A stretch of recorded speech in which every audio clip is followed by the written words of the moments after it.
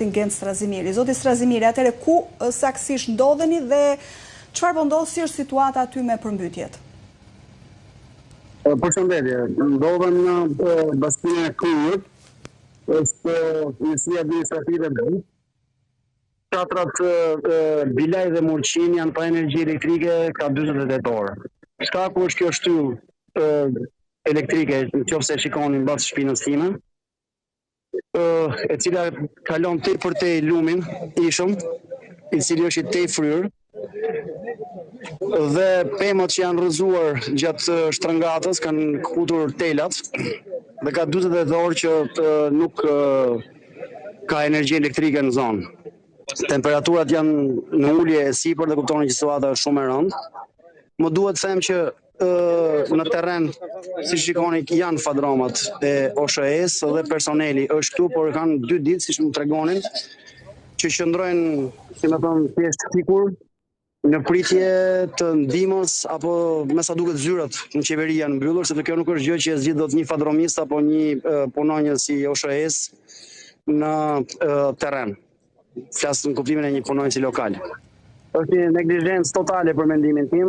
Banorët thonë që ky është një problem që përsëritet në mënyrë të vazhdueshme, është e njëjta shtyllë që kalon përmes të njëjtave pemë, që sa herë ka dimër dhe fryen erë e fortë, rrëzohen pemët, prishin fijet e telat e energjisë elektrike, dhe zona mbetet pa drita. E qartë, pra nuk ka energji e shumë. Nëse arrini ta shikoni mbas shpinës time, keni në terren, nuk e di nëse arrini ta shikoni.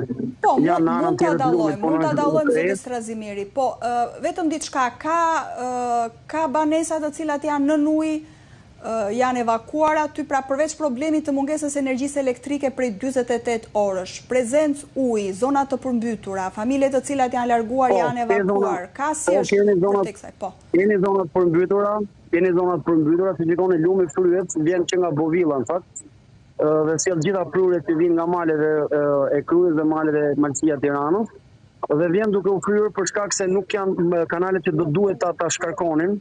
Nivelin e lumit sigurisht janë të bllokuara. Ju mund të shikoni këtu, domethënë për masa si ka marrë bimësia, këtu kjo tregon se sa vite ka pa u pastruar kanali. Nuk është çështje që ka ndodhur sot dhe nuk është prej Zotit, kjo është prej robit. Aty ku kanali, ku lumi në fund fare fillon dhe del nga shtrati dhe sigurisht kanalet nuk punojnë, sigurisht që zonat shtëpiat janë të përmbytura.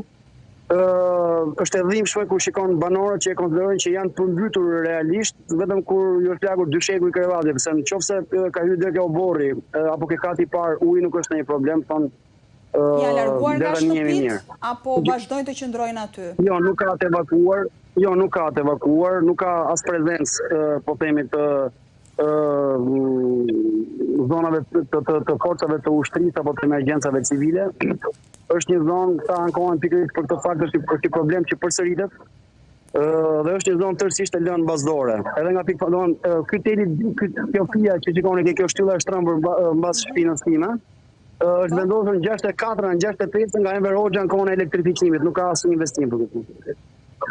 Dhe ky është problemi i kësaj zone nga në terren ku keni qenë deri tani, zoti Strazimiri, nga lumi ishëm, pra rreth Fushkrujës, ka tjera fshatra që janë në probleme aktualisht? Ne patëm dhe një lidhje dhe të gjitha fshatrat që ishim dje. Domethënë në Gramës, në Suk Vendas, në Dukagjin, në Miliskaj, të të ndjesë. Janë të gjitha në ujë, për fat të mirë rreshet e mbrëmshme nuk kanë qenë ashtu siç priteshin nga parashikimi dhe ka një stagnacion të situatës, situata vazhdon të mbetet e rëndë. Unë dje isha në një zonë në Miliskaj, ishte një fermë delesh dhe pulash, ishin 300 ca kokë dele dhe janë 2000 pula. Pronari kishte atje pa shkëputje që qëndronte për të larguar nga ujë për të mos i lejuar të mbyteshin, sigurisht që nuk ishte pas asnjë ndihmë. Njëri prej banorëve më thoshte se një makinë ushtrie që shkon vjen nga autostrada në qendër të Buzhlesit dhe vazhdon prapë akoma së zhbërpis. Domethënë akuzojnë një lëvizje propagandistike të mjeteve, por zero ndihmë reale, konkrete, praktike për banorët.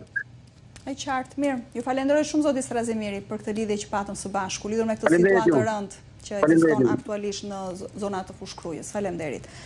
Dhe këtu kemi ardhur në fund të A2 Puls për ditën e sotme. Për tjera zhvillime ju mund të na ndiqni dhe në faqen tonë të internetit a2cnn.com. Bashkë rikthehemi sërish nesër në orën 12. Deri atëherë, mirupafshim.